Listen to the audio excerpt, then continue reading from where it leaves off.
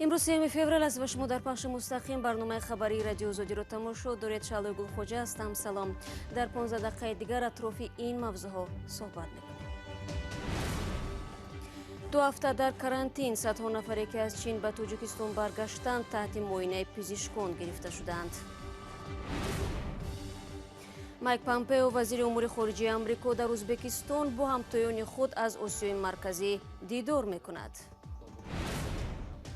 زندگی بعد زندان محبوسان سابق چگونه به حیات معمولی برمیگردند؟ برخی از آنها شغل یافته و با مشکل‌ها پیروز می‌شوند. خوجگی دهقانی ده معاشمون یک 400 سومونی است، 450 سومونی. اما شروع میکنم از یک خبر دیگر. دادگاه عالی تاجیکستان پرونده 9 نفری را که در حمله به دیدبانگاه اشقاباد گمانبر میشوند بررسی میکند. در این باره شیر محمد شاییان رئیس دادگاه عالی تاجیکستان امروز ضمن نشست خبری تاکید نمود. رئیس دادگاه عالی گفت که این پرونده پشت درهای بسته صورت میگیرد و او تفصیلات دادن نمیتواند. در حمله روز 6 نوامبر سال گذشته در دیدبانگاه مرزبانان 20 نفر از جمله سربازان و حمله کشته شدند. شماره قربانیان و گرفتاران ویروس نو در چین افزایش می‌یابد. بر طبق آمار اخیر حالا بیش از 17,000 نفر در آن کشور به این ویروس مبتلا شده، شماره جان باختگان به 361 نفر رسیده است. در عین زمان در تاجیکستان دهان نفری را که از چین به کشور آمدند زیر معاینه پزشکان قرار دادند. فعلا این افراد در بیمارستان‌های دوشنبه، خوجند، بختر و کولاب و نواحی اطراف پایتخت نگاه داشته می‌شوند. با رادیو صوفی و سروینوزی رو حالا میگویند معلومات رو درباره بستری گردیده ها نزدیکانشان تنها از طبیبان نوبتدار دریافت میکنند. تعدادی از افرادی که از چین برگشتند در این بیمارستان معاینه و نگهداری میشوند. اکثریت شهروندان تاجیکستان و بعضی از چین هستند. وزارت تندرستی میگوید در هیچ کس تاکنون علامت‌های بیماری نو را آشکار نکردند. با مقصد پیشگیری پنجشوی انتقال ویروس در جایهای علیحده، یعنی که مؤسسه‌های طبی مخصوص گردانده داشته تحت نظارت قرار داده میشوند و مدت 14 روز آنها از جانب طبیبان معاینه میگردند. در عموم 285 نفر برای احتیاط در شفاخانه‌ها بستری شدند. در این شفاخانه‌ها کرانتین اعلان کردند و کسی را به داخل اجازه نمیدهند. آن افرادی که در تحت نظارت طبیبان قرار دارند با آنها تماس مستقیم توصیه داده نمی شود. این افراد در حجره‌های مخصوص جدا گردانده می شوند و تنها از جانب طبیبان و شخصانی تعیین شده تحت نظارت قرار داده می شوند. شهروندان تاجیکستان و چین از طریق 5 کشور دیگر وارد تاجیکستان می شوند. آنها از فرودگاه توسط نقلیات مخصوص به بیمارستان‌ها انتقال شده، نامشان در درآمدگاه بیمارستان در فهرست مخصوص ثبت می گردد. Она прилетела в 2 часа дня и планировала с подругой сразу на такси приехать домой. دخترم ساعت 2 روز از هواپیما پایین شد. تصمیم داشتند همراه دوگانه‌اش با تاکسی به خانه بیایند. در فرودگاه حرارت بدنش را سنجیدند. او در یک شهر چین تحصیل دارد که در آنجا کرونا ویروس پهن نشده است. از این رو باور داشت او را جواب می‌دهند. لباس تنوک داشت و در فرودگاه سخت خنک خورده است. بعد این در یک اتوبوس خرد آنها را سوار کرده همراه با چندین نفر دیگر به بیمارستان سرایتی آوردند. Маленький автобус набили как селедка их полный автобус, что возможность заражения друг друга увеличила намного, и потом они поехали в больницу. баракатуллоҳ аъзамхонов донишҷӯи соли сеюм яке аз донишгоҳҳои чинро ки рӯзи 22 январ аз чин вориди тоҷикистон шуд 2 рӯз ба баъд дар бемористони сироятии ноҳияи рӯдакӣ бистарӣ карданд. 11 рӯз аст ки муоина мешавад ва табибон гуфтанд ки солим аст. розист 14 рӯз дар шифохона бошад, аммо аз шароити инҷо розӣ нест. условия шаҳр гап нест, мардак бубай ҳама шароитош ҳаст дронда да як ҷои ҳалол бошад, як туалет дошта бошад, як ҷои дасту табушуи надорад як чӣ вақто. чин ҳамсояи ҳаммарз ва яке аз манбаъҳои воридоти маҳсулоти сохтмонӣ, хӯрок ва ашёи дигар ба Тоҷикистон аст. мақомот мегӯянд ҷиддӣ будани авзоъро мефаҳманд ва барои ҳамин чораҳои пешгириро ҳамаҷиҳата дар фурудгоҳу дигар дарвозаҳои кишвар тақвият додаанд. шумо барномаи хабарии радиои Озодиро тамошо доред. Дар Тошканд, пойтахти Узбекистон, нишасти вазирони умури хориҷии 5 кишвари Осиёи марказӣ бо ширкати Майк Помпео, вазири хориҷии Амрико, шурӯъ шуд. Дар нишасти мазкур доир ба масоили амниятӣ, ҳамгироии иқтисодӣ дар ин кишварҳо суҳбат мешавад. дирӯз Майк Помпео бо сафари корӣ дар Қазоқистон буд. ӯ дар як суҳбат бо бахши қазоқии радиои Озодӣ дар бораи нақши Амрико дар минтақа ва ҳуқуқи башар назар дод. ҳамкори мо Айргим Тулихон нахуст аз ин мақомдор пурсид ки ҳадафҳои дорои авлавияти ҳукумати Амрико дар Осиёи марказӣ кадомҳоянд? сулҳ ва ҳамкорӣ дар Афғонистон ё мубориза бо тундгароии динӣ ва ё чизи дигар? خب اینها همه یا هر کدام از این دو است، اما چیزهای بیشتر از این هم هستند. ما می‌خواهیم آسیای مرکزی شکوفان شود. ما می‌خواهیم هر کشور آسیای مرکزی مستقل و صاحب اختیار باشد، نه دستنگر یا کشوری پایبند یگان کشور دیگری منطقه. ما می‌خواهیم آنها بر سر خود فرهنگ خاص خود را رشد بدهند، مستقل باشند و توانند برای مردم خود نتیجه‌های خوب بیارند. بنابراین ما در پهلوی آنها یک جا با آنها کار میکنیم تا به این هدفها نائل گردیم. соли баъдӣ аз Майк Помпео ин буд ки ояндаи чорчӯбаи S5+1, яъне 5 кишвари Осиёи марказӣ бар иловаи Афғонистон дар кори ҳукумати Ёлоти Муттаҳида чӣ гуна аст? من فکر میکنم که ارزش بلندی آن ثابت شده است. ما به سهم محوری قزاقستان در کامیاب گشتن آن ارج میگذاریم. ما حتما درباره مسائل مربوط به امنیت صحبت خواهیم کرد، اما همچنین درباره همگرایی اقتصادی این کشورها صحبت میکنیم و درباره آنکه هر کدام از این دولت‌ها توانند کشورهایشان را رشد بدهند تا توانند شرایط بهتری حقوق انسان، شرایط برای وضع بهتر اقتصادی، فضا برای آزادی‌های بیشتر سیاسی، این همه را یک جایه به دست بیارند. интизор меравад Майк Помпео имрӯз дар Тошканд бо Сироҷдини Моҳриддин, вазири умури хориҷии Тоҷикистон, гуфтугӯ кунад. ва бинандагони азиз, таваҷҷӯҳ кунед ба як огаҳӣ. Радиои Озодӣ дар рӯстои интихоботи парлумонии 1 март нахустин дебат ё баҳси раҳбарон ва намояндагони 7 ҳизби сиёсии Тоҷикистонро ташкил намуд. навори ин баҳси пурмуҳтаво ва гоҳе тезу тунд рӯзи 6 феврал дар Озодӣ видео YouTube ва сомонаҳои радиои Озодӣ пахш мешавад. мунтазир бошед.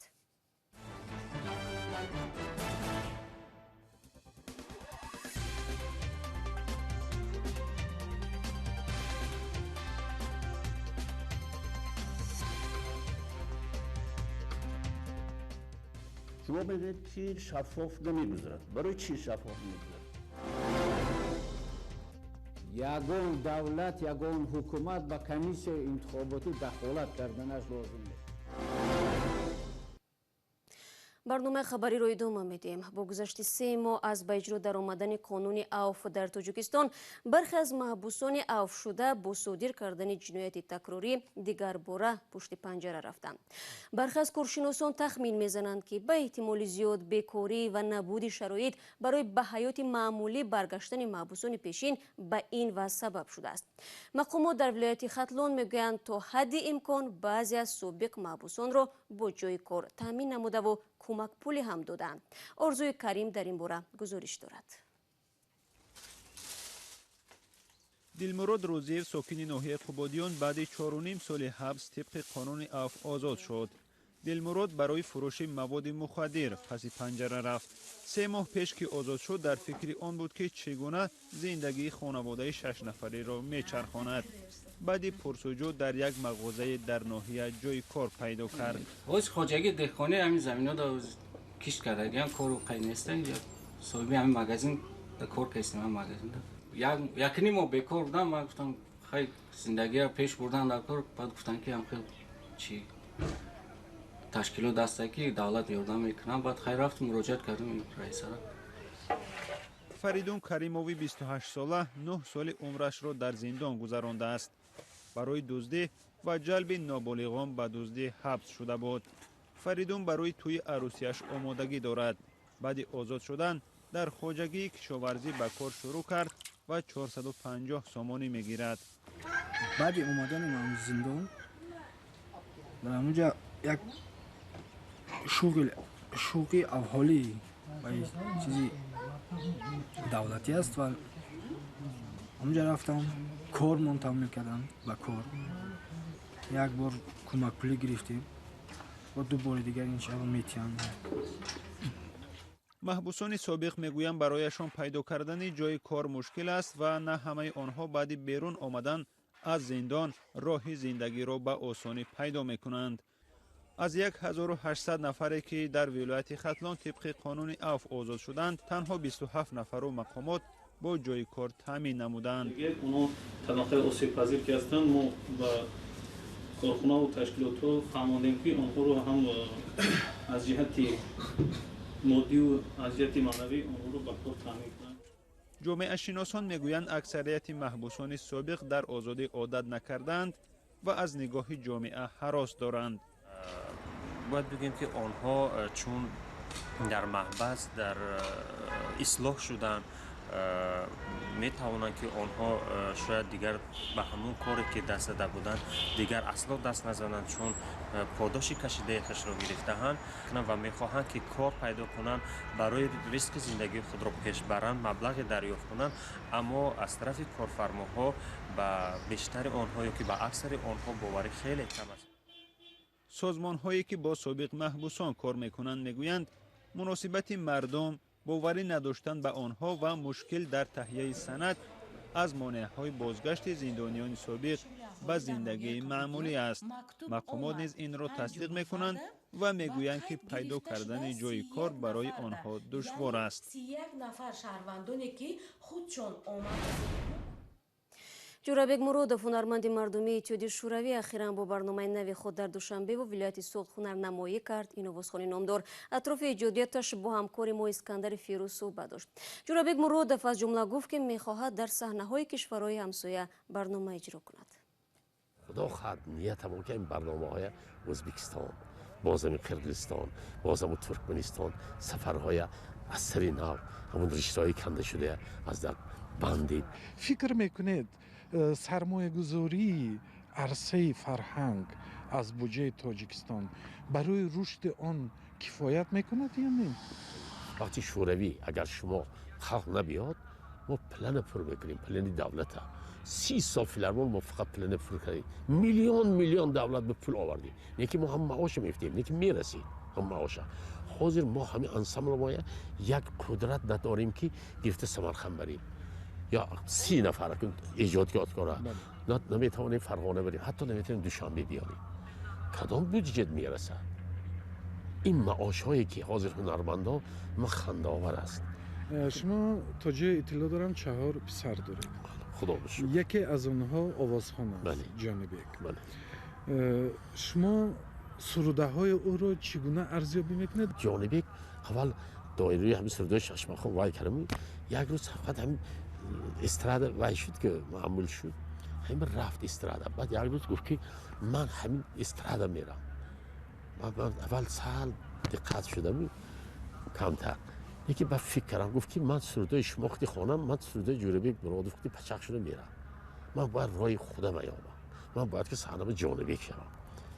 و خوشبختانه اول البته وقت راضی موندم، وقتی که یکم برنامه‌اش دیدم پرسان شدم که فکرش درست. ва бозрасии давлатии автомобилии Тоҷикистон ба намозгузорон ҳушдор додааст, ки дар сурати нодуруст гузоштани мошинҳояшон дар рӯзи ҷумъа дар роҳ аз 58 то 116 сомонӣ ҷарима хоҳанд шуд. Акбар Қурбонзода, сардори шӯъбаи ташвиқот ва тарғиботи раёсати БДА, дар суҳбат бо хабаргузории Ховар гуфтааст, ронандагон бештар дар соатҳои баргузории намози ҷумъа мошинҳояшонро нодуруст таваққуф мекунанд, ки ин ба ҳаракати дигар воситаҳои нақлиёт халал мерасонад. бозам ба навиштаи хабаргузории Ховар, дар шаҳри Душанбе дар 38 масҷид намози ҷумъа баргузор мешавад ва садҳо нафар барои намоз мераванд. ин матлаби охирини барномаи имрӯз буд. То 24 соати дигар, яъне то нашри барномаи навбатӣ, метавонед аз вебсайти радиои Озодӣ зери нишони www.ozodi.org истифода кунед. наворҳои ҷолиб дар Озодӣ видео канали мо дар ютуб гузошта мешавад. ҳамзамон саҳифаҳои мо дар шабакаҳои иҷтимоӣ дар хидмати шумо азизон аст. сипос аз ҳамроҳӣ ва то мулоқоти баъдӣ. худо нигаҳдоратон бошад.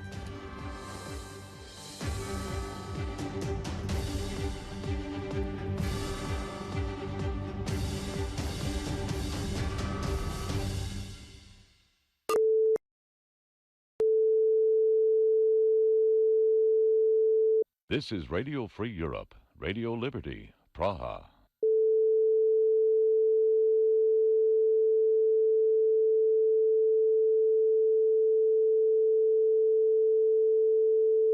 This is Radio Free Europe, Radio Liberty,